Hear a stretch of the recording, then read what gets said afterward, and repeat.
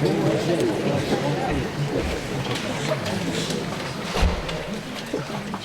stop when I'm thin. That is what I used to tell everyone. I will never forget the person I saw in the mirror and the thought of wanting to see less of it. After years of battling between the eating disorder and I am proud to say that I've won the battle.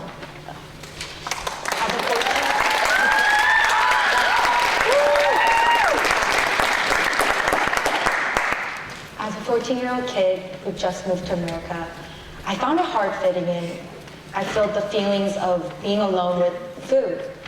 I ate constantly and I couldn't stop. I gained over 25 pounds in 2 months. Everybody around me started to criticize my body by making comments like, your face is so round, your thighs are big, do you even fit into your own clothes now? I was heartbroken by what people would say to me, and it made me realize that maybe I should start losing weight. The start was nice and easy. I went to the gym every day and I started to eat healthily, but the journey wasn't so smooth as I expected. I hit a certain point where I would eat less and less day by day and work out extremely, but the numbers on the scale just wouldn't go down. I started to obsess over the numbers shown on the scale. It was like an addiction. I started to starve myself, and eventually I hit my rock bottom, 90 pounds when 5 feet 7 inches tall. The desire of wanting to eat was too big for me to handle, so I adapted to this routine of throwing up right after I eat. I felt free. I was eating whatever I wanted, and I wasn't gaining any weight from it. That went on for 4 years. I spent 4 years of my life throwing up the food I enjoyed eating and feeling happy when deep down inside I knew I was broken. It was my habit, my routine, my life. One day I found myself lying on the ground and I didn't remember how I ended up there. My parents rushed me to the hospital because they were extremely concerned for any concussions, and they found out something worse than the concussion. It was my eating disorder. I was way too skinny for my age and height, and my blood pressure, heart rate, and electrolyte levels were extremely low. Right away, I was admitted to the hospital, and my privacy was taken away from me. I was watched by the nurses when I would eat, shower, sleep, or even use the bathroom. I was forced to eat at least 3,000 calories a day. I secretly threw my food away, or I make excuses with abdominal pain so I can avoid eating. After getting caught with secretly throwing my food away, I was fed through a tube in my nose, and it was painful, and I hated it there. After missing weeks of school, I left the hospital because I was finally stable enough to leave, and I saw the 14-year-old fat girl again. I was mad and angry. It felt like my long-term project was broken into pieces. Even after I came back home, the rules still applied to my everyday life. No bathroom for 90 minutes after I eat, and I wasn't allowed to eat out with anyone else except for my parents. I mean, imagine not being able to go out with your friends to eat, or having to FaceTime mom when you're using the bathroom. It was definitely not my best days. My weighing scale was also taken away from me, and I wasn't allowed to measure myself in any way. I didn't want to accept the fact that I was struggling with an eating disorder. I just simply wanted to lose weight, and I thought I was doing it the right way. Every morning, I stood in front of the mirror and I told myself, you're gonna be okay when you're skinny enough.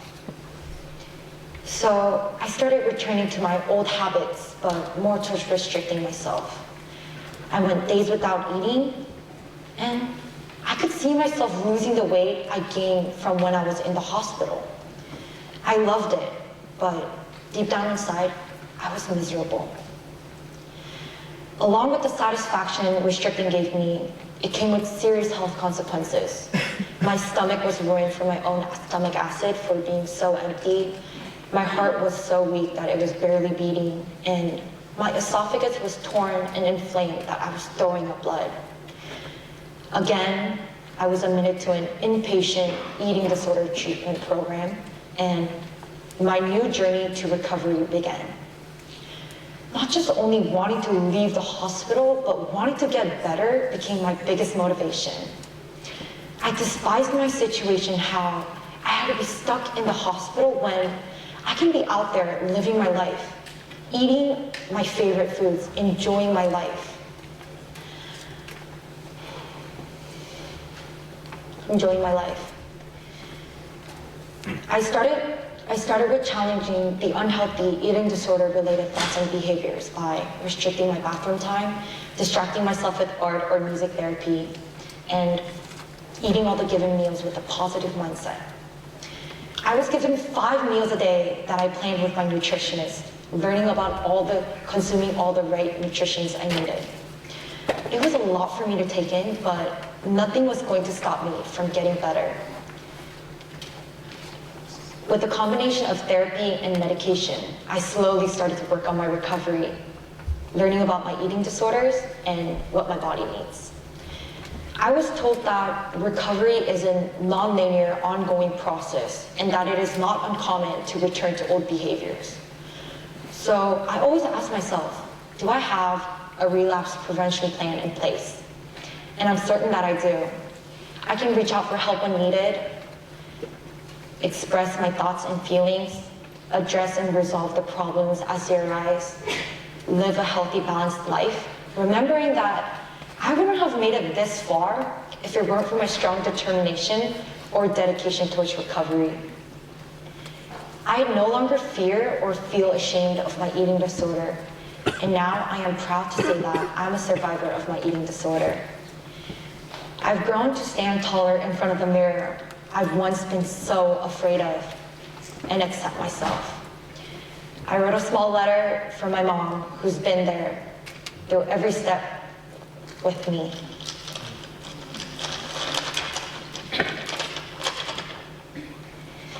Hi Mom, it's been a year since my first hospitalization.